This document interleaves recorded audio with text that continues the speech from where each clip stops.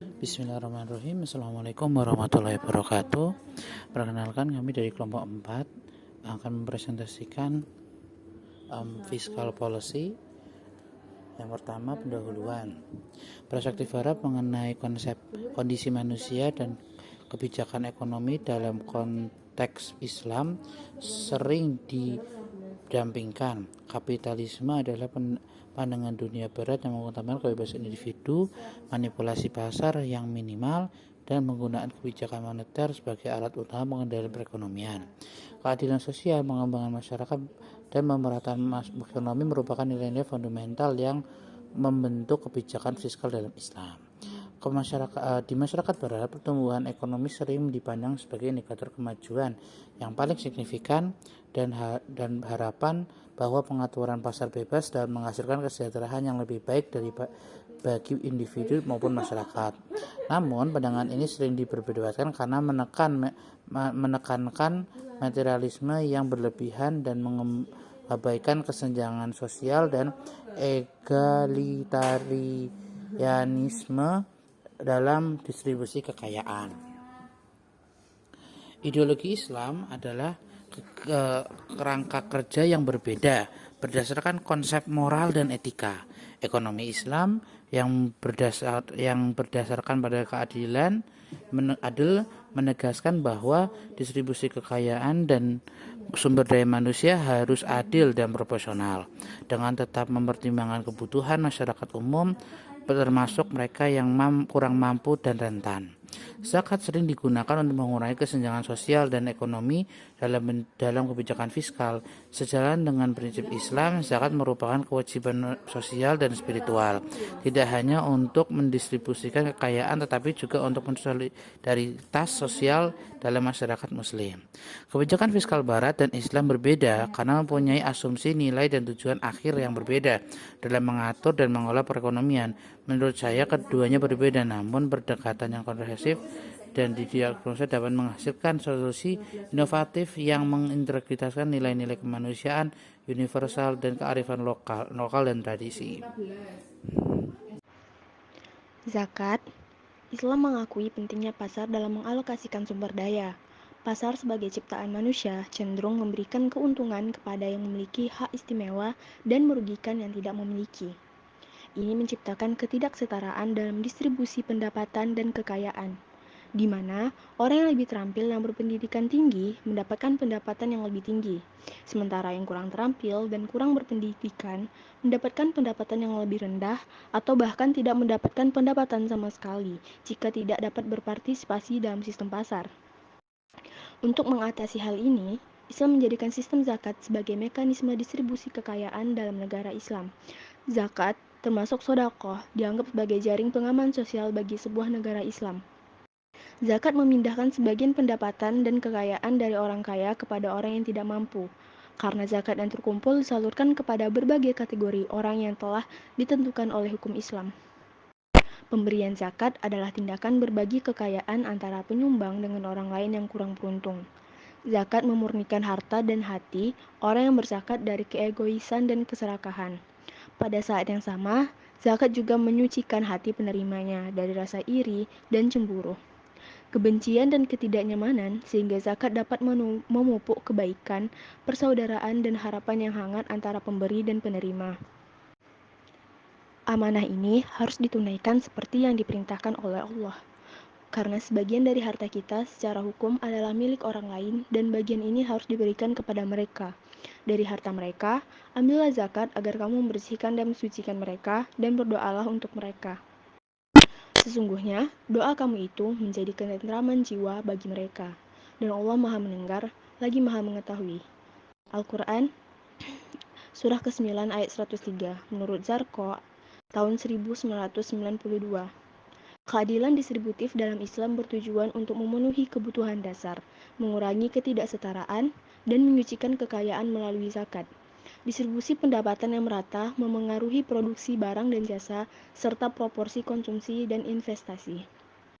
Ketimpangan pendapatan meningkatkan permintaan barang mewah, sedangkan distribusi yang adil mendorong tabungan, investasi, dan pertumbuhan ekonomi yang pada gilirannya meningkatkan pengumpulan zakat dan mengurangi jumlah penerima zakat.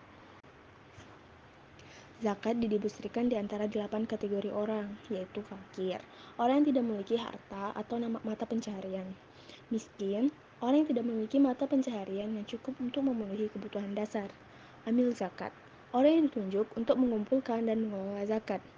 Para administrator zakat harus mencatat semua transaksi secara akurat dan mereka harus dibayar dengan upah yang adil dari dana zakat itu sendiri.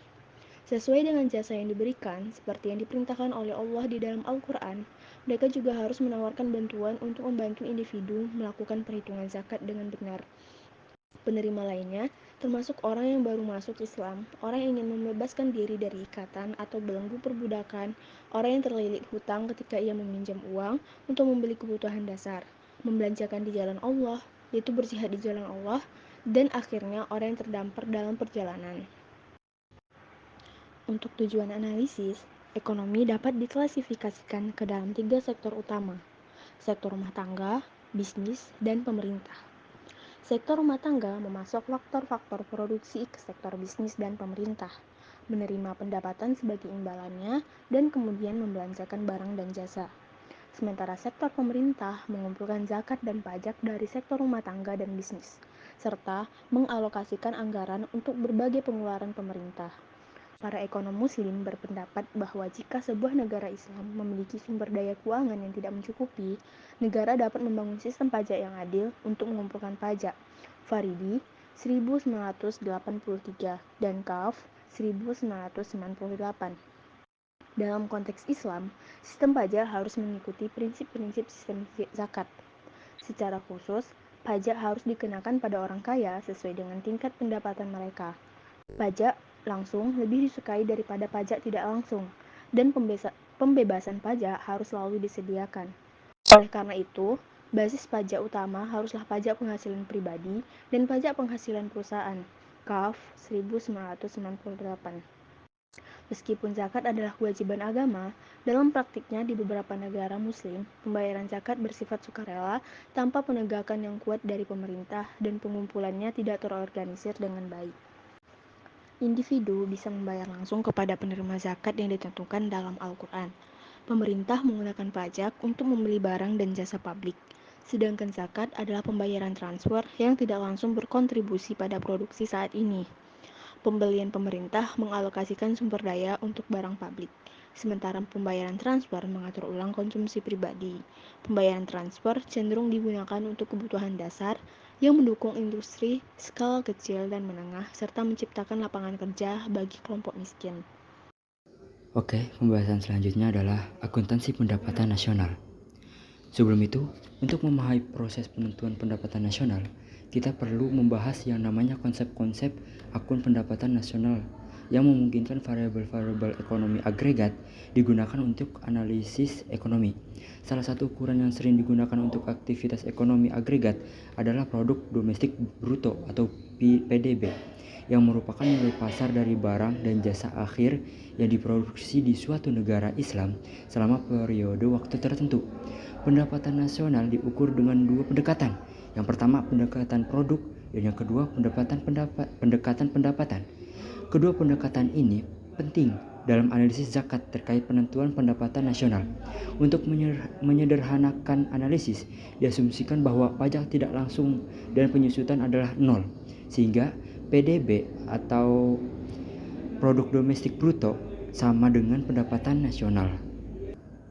Slide selanjutnya, diasumsikan pula bahwa jumlah zakat yang disalurkan kepada penerima bisa lebih sedikit atau sama dengan dana zakat, tergantung situasi ekonomi.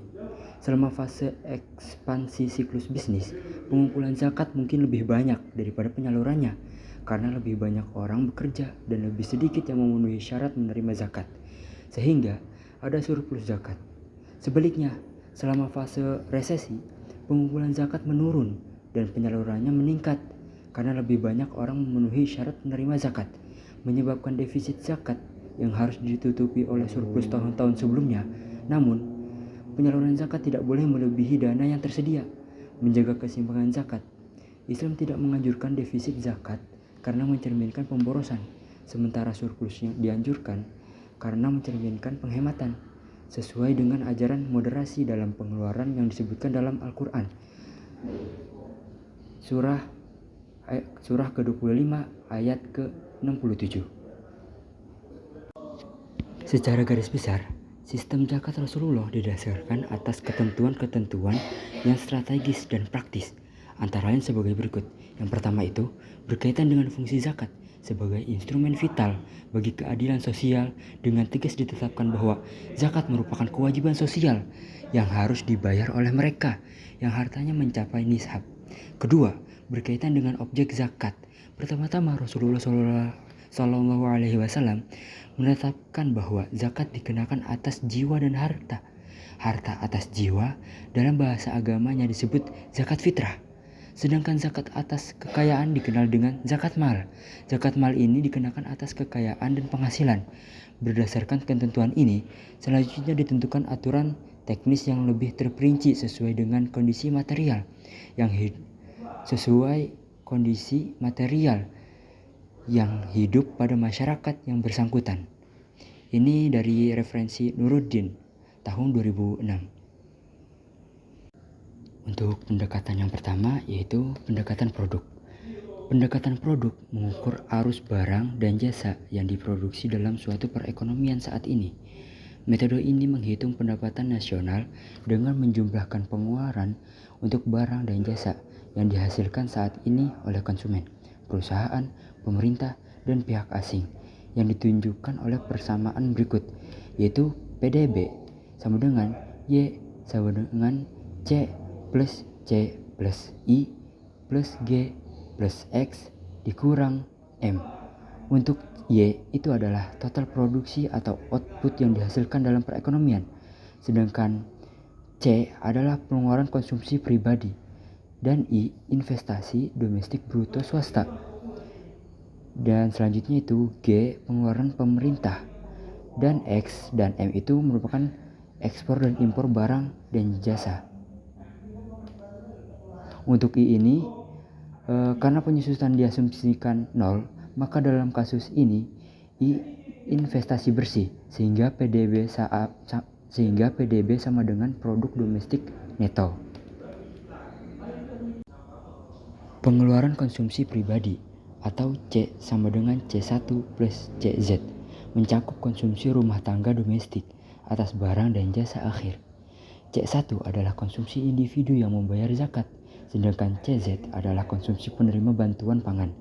Pengeluaran ini meliputi barang tahan lama, barang tidak tahan lama, dan jasa. Barang tahan lama termasuk komputer, mobil, televisi, dan lemari es. Sedangkan barang tidak tahan lama dan jasa mencakup makanan, pakaian, bahan bakar, pendidikan, perawatan, kesehatan, transportasi, restoran, perbankan, dan jasa pariwisata. Investasi domestik bruto mencakup pengeluaran untuk barang modal baru yang disebut investasi tetap bisnis, serta perubahan dalam inventaris perusahaan. Investasi ini meliputi pembelian dan pemasangan mesin dan peralatan baru, pembangunan dan pembelian bangunan komersial dan perumahan baru, serta perubahan dalam persediaan bisnis. Investasi tetap bisnis mencakup pengeluaran perusahaan untuk struktur seperti pabrik, gudang, dan peralatan tahan lama seperti mesin, kendaraan, dan komputer. Semua struktur tempat tinggal dianggap sebagai investasi. Biaya sewa rumah sewa dihitung sebagai pengeluaran konsumen untuk jasa. Sementara untuk rumah yang dihuni pemilik, sewa yang diperhitungkan dimasukkan sebagai pengeluaran konsumen untuk jasa, dan pendekatan sewa bersih ditambahkan di sisi pendapatan. Perubahan persediaan bisnis adalah perubahan stok persediaan dari awal hingga akhir periode akuntansi. Selanjutnya, pengeluaran pemerintah atau G mencakup pembelian barang dan jasa oleh pemerintah federal untuk pertahanan nasional, keamanan dalam negeri, emolumen, investasi pemerintah, pengeluaran konsumsi publik, serta pengeluaran oleh pemerintah negara bagian dan daerah. Negara Islam juga terlibat dalam perdagangan barang dan jasa internasional, termasuk ekspor atau pembelian barang dan jasa domestik oleh orang asing, dan impor atau pembelian barang dan jasa dari luar negeri. Namun, dalam analisis ini diasumsikan bahwa perekonomian tidak terbuka untuk perdagangan internasional sehingga ekspor neto atau X-M tidak termasuk. Untuk pendekatan yang kedua adalah pendekatan pendapatan. Pendapatan kedua ini merupakan pendekatan yang mengukur pendapatan yang diterima oleh faktor-faktor produksi. Pendapatan ini juga dikategorikan menjadi 3, upah dan gaji, pendapatan dari aset serta keuangan. Upah dan gaji yang disimbolkan sebagai Y besar dan W kecil adalah imbalan untuk tenaga kerja atas kontribusi mereka dalam produksi barang dan jasa. Tenaga kerja mencakup waktu dan usaha yang diberikan oleh individu untuk memproduksi barang dan jasa. Ini termasuk bakat fisik dan mental dari pekerja di sektor pertanian, manufaktur, dan jasa. Kualitas tenaga kerja bergantung pada modal manusia yang terdiri dari pengetahuan dan keterampilan yang diperoleh melalui pendidikan, pelatihan, dan pengalaman kerja. Selanjutnya pendekatan dari aset yang disimbolkan sebagai Y besar dan A kecil mencakup pendapatan sewa yang diterima oleh pemilik tanah dan properti lainnya serta pembayaran yang dilakukan oleh lembaga keuangan syariah kepada deposan untuk penggunaan modal uang mereka yang diberikan sebagai pinjaman kepada perusahaan atau individu untuk investasi. Keuntungan yang disimbolkan sebagai Y besar dan P adalah imbalan untuk faktor produksi, manajemen, atau kemampuan kewirausahaan atas inovasi dan pengambilan risiko mereka. Ini termasuk kemampuan manajer untuk mengalokasikan dan mengkombinasikan sumber daya secara optimal untuk memproduksi barang dan jasa demi kemajuan masyarakat. Dalam praktiknya, keuntungan ini merupakan kompensasi yang diberikan kepada pemilik perusahaan, perseorangan, dan korporasi. Dengan menggabungkan ketiga sumber pendapatan, kita mendapatkan pendapatan nasional sebagai berikut, yaitu dengan rumus Y besar sama dengan Y besar plus Y besar plus Y besar P. Produk domestik bruto atau PDB diperoleh dengan menambahkan pajak tidak langsung dan penyusutan, yaitu dengan rumus PDB sama dengan Y besar plus Y besar plus Y besar P plus tin plus yang dimana tin sama dengan pajak tidak langsung dan rumus yang ini sama dengan penyusutan. Untuk menyederhanakan analisis, kita akan mengasumsikan bahwa pajak tidak langsung dan penyusutan bernilai 0. Asumsi ini tidak mempengaruhi kesimpulan umum dari penelitian ini. Oke, selanjutnya akan dibahas oleh kawan saya. Analisis pengeluaran agregat. Ketika kita berbicara tentang pengeluaran agregat, maka kita harus mengawal dan membagi popularitas kelompok menjadi 2, yaitu pembayar zakat dan penerima zakat. Yang pertama, konsumsi agregat yang diinginkan oleh kelompok individu membayar zakat, yaitu C1. C1 sama dengan C plus sama dengan 0, plus C sama 01 dikali Y1 dikurangi Z dikurangi T, dan itu 0, C1 kurang lebih dari 0 dan kurang dari 1, di mana C kecenderungan maksimal mengkonsumsi MCP1, CO01 adalah konsumsi otonom, Y adalah pendapat nasional, dan T adalah pajak. Terus agregat C adalah sebagai rumus yang di bawah ini, kita akan mengeluarkan persamaan konsumsi selanjutnya. Lalu ada koleksi zakat. Dalam analisis ini, zakat dibayar sebagai pendapatan individu, kekayaan, aset, dan keuntungan perusahaan bisnis. Zakat dari upah dan zakat dari gaji, pengeluaran upah perorangan (ZW). Sebagai rumus yang di bawah ini, dan nilai aset akhirnya adalah A1 sama dengan 01 kali AR. Lalu yang C, total pengoleksi zakat. Total pengumpulan zakat Z adalah jumlah zakat dikumpulkan dari upah gaji dan dari upah dan gaji, pendapatan dari aset, dan pengumpulan keuntungan bisnis. Lalu ada pengumpulan zakat. Pemerintah mengumpulkan pajak dari upah dan gaji perorangan, pendapatan dari pemilik properti, dan keuntungan perusahaan. Pengumpulan perusahaan bersih yaitu TW ditulis sebagai rumus di bawah ini. Lalu dilanjutkan oleh teman saya. Untuk slide berikutnya ada penggandaan zakat, pajak, investasi, dan pengeluaran pemerintah. Zakat merupakan efek multiplier untuk meningkatkan investasi dan pengeluaran pemerintah serta konsumsi dan permintaan. Selain itu, zakat dapat berfungsi sebagai instrumen dalam kebijakan fiskal, seperti yang ditunjukkan dalam penelitian, yaitu zakat sebagai instrumen dalam kebijakan fiskal. Yang kedua ada pajak. Pajak merupakan efek multiplier untuk meningkatkan penerimaan negara yang dapat digunakan untuk meningkatkan investasi dan pengeluaran pemerintah. Ini dapat menyebabkan pertumbuhan ekonomi lebih cepat. Yang ketiga yaitu investasi. Investasi merupakan peningkatan pajak dan zakat dapat menyebabkan peningkatan investasi yang kemudian dapat meningkatkan pertumbuhan ekonomi. Zakat khususnya dapat meningkatkan investasi dengan menghukum penumpukan dana, sumber daya yang dapat digunakan untuk meningkatkan pertumbuhan ekonomi. Yang keempat, ada pengeluaran pemerintah. Peningkatan pajak dan zakat dapat mendorong pertumbuhan ekonomi yang meningkatkan pengeluaran pemerintah. Y sama dengan C tambah I tambah G, dengan asumsi bahwa G sama dengan G0 adalah pengeluaran pajak pemerintah dan I sama dengan 10 adalah investasi swasta bruto.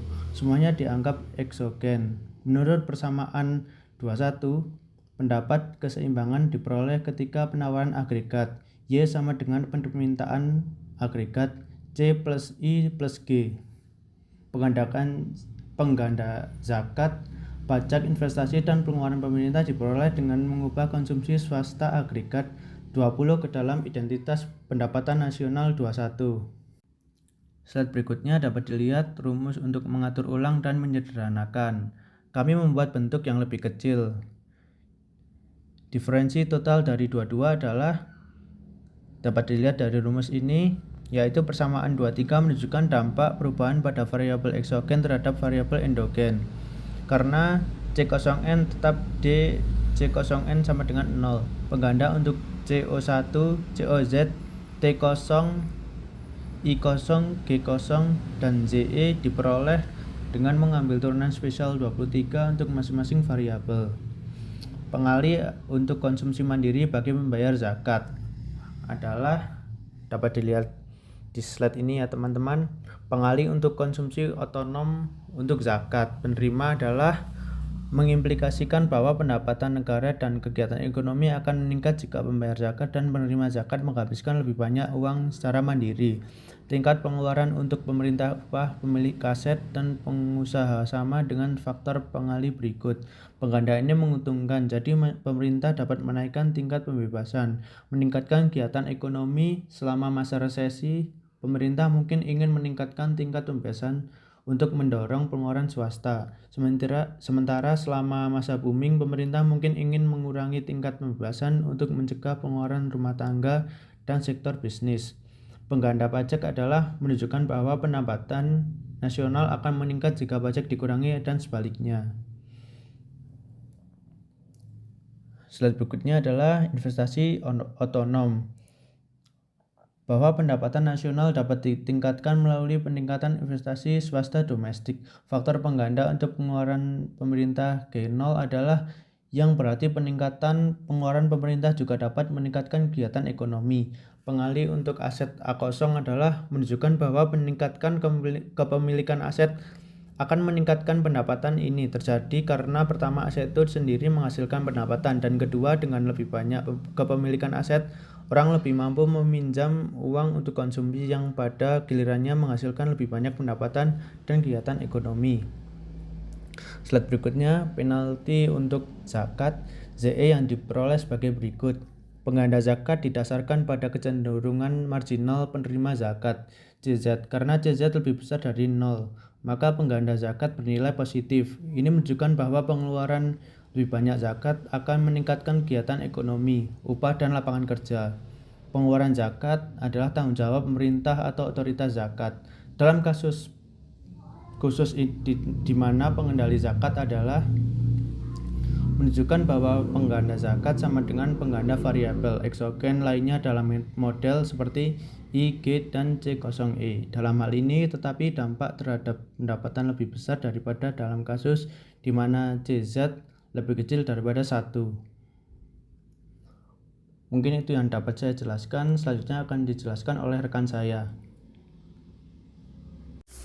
Berikutnya penjelasan dari zakat seimbang, yang mana pada bagian berikut ini kita akan menganalisis kasus di mana pengumpulan zakat sama dengan pengeluaran zakat, yaitu ketika ZE sama dengan Z. Di sini disebut sebagai zakat yang seimbang karena yang pertama ada bagian dari konsumsi agregat.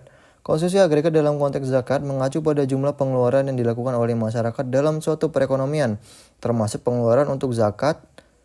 Zakat dapat berpengaruh pada konsumsi agregat dengan cara mengalirkan dana dari masyarakat kaya ke masyarakat miskin.